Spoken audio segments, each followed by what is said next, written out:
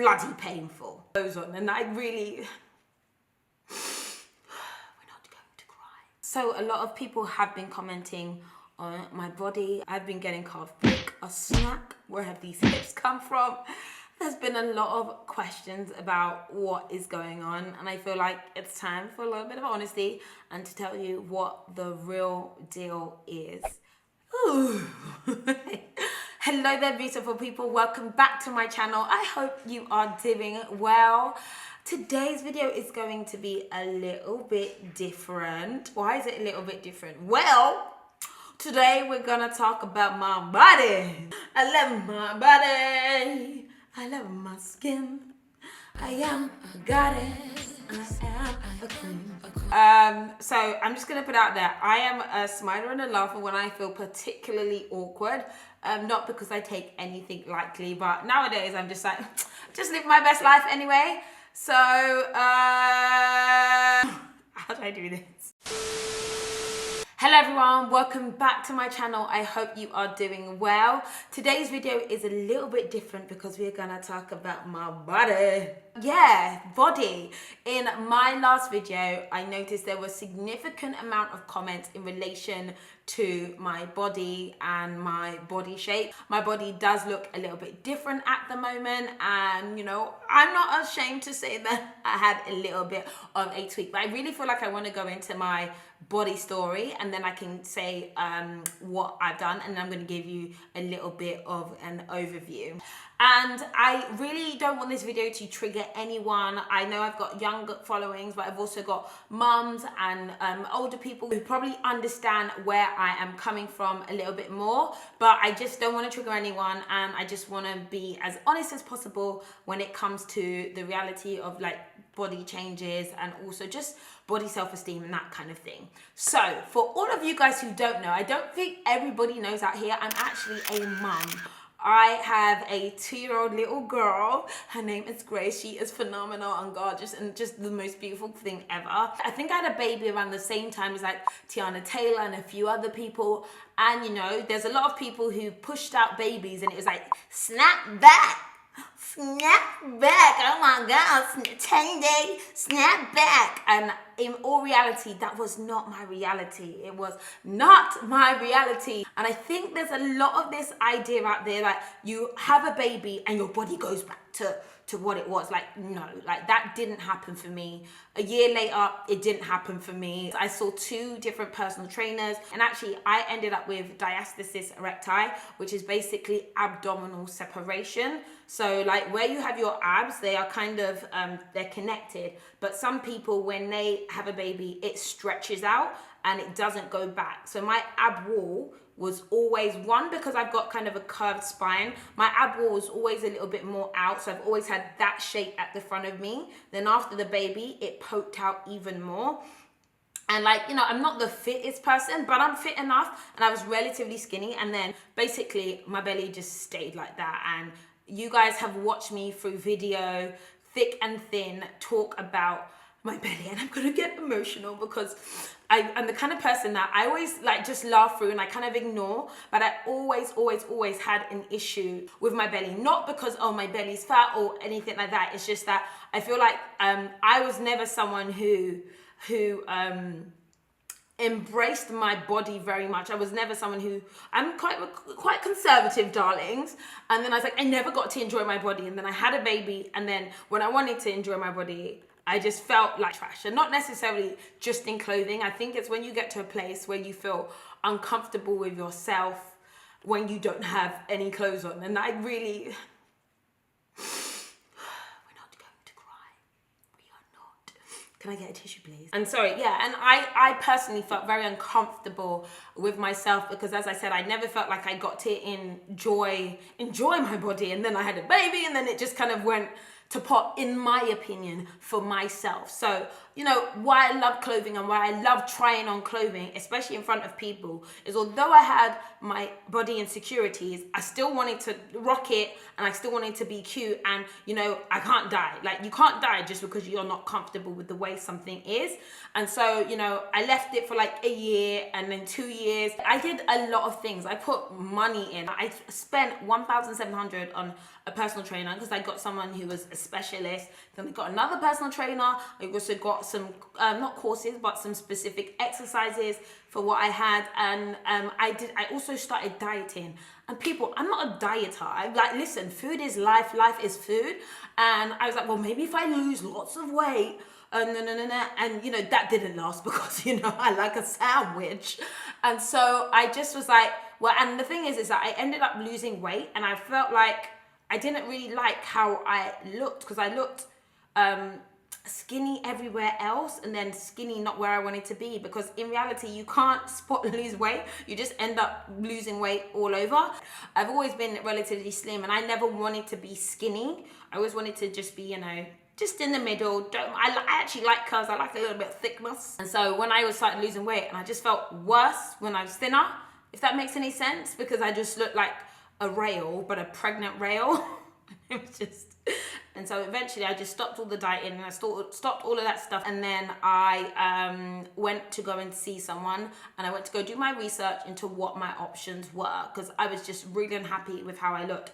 Meanwhile, your girl's putting on the pounds back. It's fine. It's fine. She loves it. She's happy. She's living her best life. So, and I know it sounds super bad, but even on my YouTube, like, I would always get people saying, "Oh, you're pregnant. Oh, you look pregnant. Is that a bun in the oven?"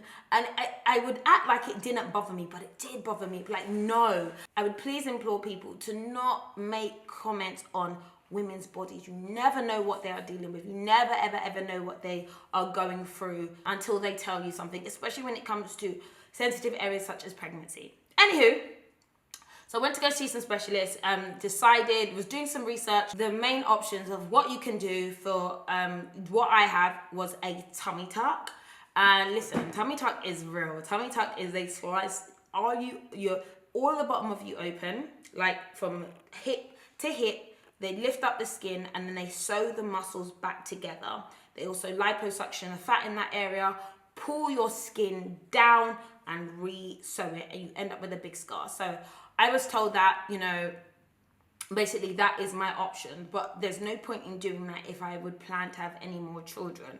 So I was like, yeah, I do want to have more children at some point in time. You know, I was advised against doing that. And so I spoke to someone who basically was like, you know, a halfway in between is basically to get rid of the fat layer that I have on my stomach area, which will give me the illusion of a flatter stomach. So that is liposuction. So I had the option of CoolSculpt, or I had the option of liposuction. CoolSculpt is much more untargeted and it takes a while to happen, whereas liposuction is far more targeted, it's instant and bloody painful. But I went with the option of liposuction. I was told I don't have much body fat, especially around like the rest of my body, but I held the majority of my fat in my stomach area and on my bum and on my thighs. So I decided to have liposuction. So for you guys who don't know what is liposuction is basically where they get a cannula and they suck the fat out of your body. That is literally what I had done. I had liposuction done to my stomach, and I did something called I think it's vasolipo. So what it also does is it causes your skin to connect more. So I have a lot of loose skin. It's not perfect. I don't have this perfectly smooth stomach. No one does. And so it causes your skin to tighten and retract as well. So after my baby, because of the loose skin I had as well, that added to the volume. So I had that lipo to then also make the skin retract. And I had it on my belly and I had it on my sides. And so I had all of that fat sucked out of me. There's not much. So I was explicitly told that I don't have much fat, but because of the way my surgeon works, he can do more contouring to make my body look the way I want it to look. I had that Vasa lipo, helped my skin retract, and also there's some extra fat that was used to add a little bit of contouring. Again, I didn't have much fat to do much, but I feel like it's really, really improved how I feel about my midsection in particular. Nothing was done to my thighs or anything. I know a lot of people have been like looking at my thighs. I actually think because my waist has gone a lot smaller, that everything else looks more curvy, which is kind of crazy. Now, a lot of people are like, yes, you're looking thick. Half of it was just swelling, people. Edema. There was a lot of extra water. I am still very swollen now, but a lot less swollen than I was before. And I still feel like my body is changing. But that is what I've had done, lovelies. So I'm not going to sit here and say it was gym. I was squatting before. I was doing a lot of gym and a lot of exercise. And so I feel like because my waist is now smaller, everything else looks a little bit more in and out. So, you know, yours got a little bit more shape right now. I'm not out here, you know, like with a perfect body, but something that I feel way more comfortable with. Yeah, that is the situation. So after my surgery, I'm just going to put it out here. It's not easy. I don't want anyone to ever think that going to have surgery is easy. I don't think it is. Now, there aren't any incisions because what they use is a cannula. They use basically a little stick that they use to like poke in and take all the fat out. And I've got basically like 4 points where they took fat out, which is just around my stomach and around the sides of me. And I am now about 4 to 5 weeks, almost 6 weeks in, and I'm still sore. I'm sore, okay? It was a week before I was even feeling like I was human, and 2 weeks before I felt, you know, normal and barely normal. I'm 6 weeks in and still achy. So I didn't find it to be an easy surgery. When I came out, I was swollen, head to toe. My face was why is my face swollen? My face was swollen. Everything was swollen. My life was swollen. My hips was swollen. My back was swollen. I came out and I was like, oh my gosh, I felt like I looked like a house. I was literally a stallion. I was like, what is going on here? I cried. As in, I feel like the illusion of my stomach, and I bet someone's gonna be like, if someone doesn't even look flat, just don't do it. Not today. Not today. Today is not the day to troll me. I feel really comfortable with what my stomach looks like, and it's not perfect. And I think as well, the thing about cosmetic surgery, it isn't about achieving perfection. There is no such thing as perfection.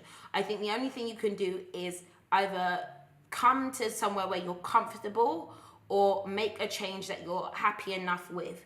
We're in a day and age where people are way more informed, are way more aware of what the options are out there, and there are options. I think I've inserted some pictures throughout. You can see my befores and my afters, and then I'm going to show you what I look like now.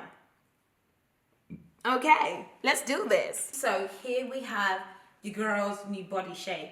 Now, I know it looks like I have sly hips, but I actually have my same hip dent right here. I can't show it to you, but right here is where I had a hip dip before, and I also had a hip dip before. They're still there, but what it is that my body looked so much slimmer here because it was more like this before, and it's gone in. So I feel like I look curvier because my stomach's a bit flatter. So you'll be able to see that my waist is a lot smaller than it was, which I'm so happy about. Now from the side, before my belly was like literally like that. Like my before belly was so much bigger, and I'm actually quite swollen.